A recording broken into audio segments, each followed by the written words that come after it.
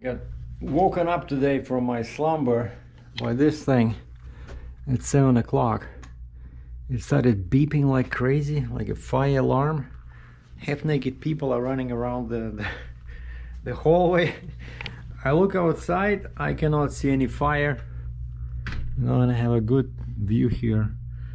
But I started slowly dressing and packed my laptop because I wanted to go get some coffee. And by the time I was exiting almost at truck stop, by the time I was exiting the hotel, 3 fire trucks showed up. And today's Saturday, so I left my truck at the truck stop nearby. Went in there, drove in there in my car to check on it, and I thought I would do a video today because this is a weekend, so not about trucking, not about beer drinking, not about some other things, but about photography. Because as usual, when the winter is coming to an end, I usually end up with no cameras, right? Because I buy a good camera in the summer, then in winter, trucking slows down, I sell it. And this last camera, right? Actually, I'm getting better. I'm getting better at this because I buy them, like last camera, D850, I bought a gray model in the States for $2,500 US, and I sold it in Canada for almost like 3,000 Canadian. I think it was like 28 or 2,900 Canadian. So didn't lose much, even though I used the camera for 6 months. So now I have one lens.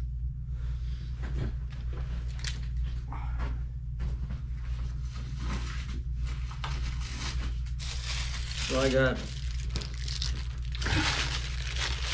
all I have that's tying me down to Nikon is this, my favorite 70-200 VR f4, which is actually sharper than 2.8 version, and works excellent. It's light, it's only a couple of pounds, you know. So I don't want to switch systems because I like this one particular lens. And I thought I would show you guys a method I'm using when I have to make a difficult decision. Let me just modify something here. So, all right, so here it is. And so even though we're talking about photography, but I find that this can be used in many areas of, sorry about that, many areas of life. Well, it's a bit far, but let me see, where's my pen? Anyway, so let's say, like I said, it doesn't have to be about cameras, but that's the methodology I've been using because I'm more like a detail-oriented type of individual. Yeah, I hope you guys can see a little bit, but so here's what I did here. I did these are the cameras I'm interested in.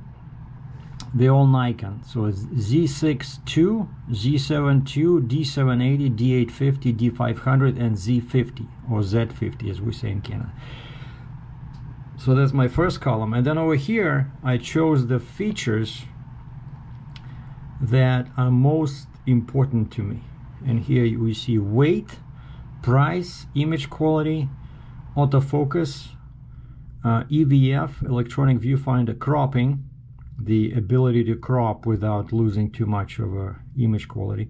Battery life, high ISO, which how well the camera performs in dark situations. Hand fit, because I have large hands, so for me that's important. I don't find small cameras very comfortable. And then FPS, frames per second, and LPF, which is low pass filter. And so what I do is I just assign points from 1 to 10. So 10 is the best for that particular category or factor, and 1 is the worst, right? So let's say if we're looking at Z50, which is a tiny mirrorless camera, weight is number 10, which means that it's the best for weight, which means that it's the lightest, right? And then price is number 10 again, because it's the cheapest camera out of these 6. And then image quality, you see, like, again, so 10 means it's the best image quality. Closer to 1, that means it's worse. And then autofocus, just to mention something, so autofocus, I was looking specifically more for action, sports, and wildlife photography, because that's what I plan to use it for. And out of these cameras, which range in price from $2,000 to $3,500 US, actually D500 is the best, so it gets 10 points, right? And then EVF, some people don't like it, electronic viewfinder, but what's cool about EVF is that, and I speak from experience, it's not just kind of like opinion, but it's a huge thing, you know, the EVF, and that's why I like mirrorless cameras, even though I was always shooting like DSLR, except Canon EOS R. But what's cool about EVF is that you get live preview right in the viewfinder. You're looking in the viewfinder and you can play with the controls. Let's say you look in the viewfinder and you see that the picture is a bit dark, so that's exactly what you're gonna get when you take a picture. So you don't have to take a sample shot like what many professional photographers had to do with the DSLR, right? So you have to take a shot and then you look at it and then you correct it, right? Let's say you make it brighter, you make it sharper, whatever. But you cannot see in the viewfinder what you're gonna get, whereas the electronic viewfinder is the huge advantage for people that appreciate it. And I definitely like that feature of EVF, is that you preview your actual exposure, you know, you can see the histogram right in there. It's amazing. And so anything that has EVF gets 10, which is the best. So Z6 II, Z7 Mark II, and Z50 get 10, and the others get 0, because those are just DSLR, right? And D780 just came out last year. D850 is about 4 years old, and D500 is, I think it's about like 5 years old, but you can still buy them brand new. Now cropping means that, you know, when you shoot wildlife, quite often you have to crop, because especially smaller birds, they're very far away, so you want the image to occupy a bigger space in the frame, right? So you have to crop, and when you crop, of course you lose information. And so the best for cropping are these two, Z7 II and D850, because they have 46 megapixels. So even if you crop, you still retain a lot of quality, right? And second place, what's good for cropping would be crop sensor cameras like D500 and Z50, because they have, you lose less information when you crop. So high resolution full frame camera is number 1, and number 2 is crop sensor camera, and number 3, the worst for cropping would be 24 megapixel full frame, something like Z7 II or D780. That's why Z7 II gets 10, Z6 II gets 7, and D500 gets 9. You see, that's the mythology, right? And then battery life, the same thing. So 10 is the best, and the best battery life out of these is with D780, and the worst is actually with the mirrorless cameras, Z6, Z7, Z50. Now high ISO, the best would be a low megapixel full frame camera, something like Z6 II and D780 would be the best for low light. And then second place would be high resolution full frame Z7 II, D850, and then worst would be crop sensor cameras like D500, right? And then hand fit, I just look at the bodies. I know D850 is big and D500 is big, so it fits in your hand, and then 780 is also close. But the Z6, Z7 are pretty good, so I give them 8. But Z50 is tiny, so I give it 7, which means that I don't like it. So for hand fit, again, higher number means better, right? And then over here I compare frames per second.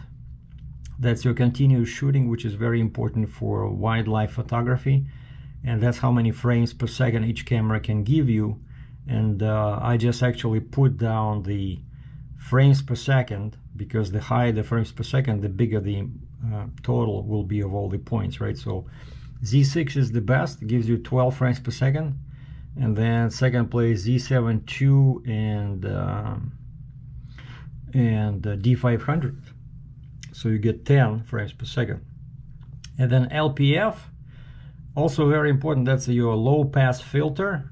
If the camera has a low pass filter, the image quality on average is about 25% worse than if the camera does not have the low pass filter. And that's why over here I just gave 10 points to each of these cameras that have no low pass filter. So in this case, Z7 II has no low pass filter, gets 10, and then D850 gets 10, and D500, which is remarkable for a crop sensor camera, also gets 10 because it doesn't have a low pass filter. And after this, I just do like this. You know, when you have all your most important features and you spend some time thinking about the, you know, what points to assign, right? And again, these are my important categories for these particular cameras. Again, weight, price, image quality, autofocus for sports and wildlife, EVF, cropping, battery life, high ISO, hand fit, frames per second, and low pass filter, right? And then what I do, because this is a spreadsheet, right? So you can just go like this and click this symbol over here, sum, right? And you do it for all of the rows, and then you end up with something like this. Let me just reload the original file. Cancel all changes, yes. All right, and this is the results. So the results, when I totaled all these numbers, and the high number means better, right, for each category. So again, 10 means good low weight. Price, 10 means low price. Image quality, 10 means good image quality, and so on. And so here I color coded them. So red is place number 1, green is place number 2, and blue is place number 3. So at the top with 92 points is Z7 II, so first place, but in Canada it costs $4,000, but it's the best for what I want a camera to do. Place number 2, 88 points, is surprisingly D500, a crop sensor camera for sports and wildlife shooters. So it's second place, and it's exactly 50% cheaper. It's only 2,000 Canadian. And place number 3 with 85 points is another mirrorless Z6 II, which here in Canada costs $2,700, right? And then D850 is in the 4th place with 84 points, but it costs $3,900. D780 only has 74 points and costs $3,000. And the worst in terms of features for me is Z50, which only got 73 points, but it only costs $1,300. Okay, and so that's what I use, the method I use when I need to make a decision. I use the same you know, method when I was evaluating trailers. So you see, so these are top 3 cameras for me based on this, which I think is pretty cool. But of course, so second place looks really attractive because it's only 4 points less than Z7 II, but you save $2,000, which you can spend on a nice, you know, long zoom tele lens, you know. So that's what I recommend. If you guys are facing a tough decision, just, you know, choose your categories and then rank each solution, let's say 1 to 10, and then total the points, and you will see the best solution for your particular situation. So again, I use this with trailers. I think I used this with trucks. When I was choosing a truck, you know, I just did the, like, let's say Kenworth, Peterbilt, you know, Mack, Volvo, right? And then I assigned categories and did the points. So I use it quite often, and it's fun. And of course, you can always change something, right? Like at first, when I did this, at first I didn't have low pass filter in here, and then I realized that that's important. And I did not have EVF, electronic viewfinder, so I inserted that column in there. But I think now it's pretty clear, you know, what would work for me. But I really don't want to spend 4,000 Canadian on a camera, which is like totally nuts. And I did have D500, which I had, I sort of had a love and hate relationship with, and I think I had it at some point, and I replaced it with D7500. But as you can see, it's D7500 is not even on the list, because D500 is a mini D5, which costs like $6 grand, you know. So it's amazing for wildlife and sports, you know, and any kind of like everyday photography. So I'm definitely leaning towards that D500. So it's a cool camera. Anyway, I hope you guys enjoyed it. I hope you can use this methodology in other aspects of your life, not just photography. But I hope this little exercise also shed some light on the existing Nikon cameras for people that are into that kind of thing. Thanks for watching. Enjoy the rest of your weekend, and I'll do an update once I find the load. I hope sometime next week. Ciao.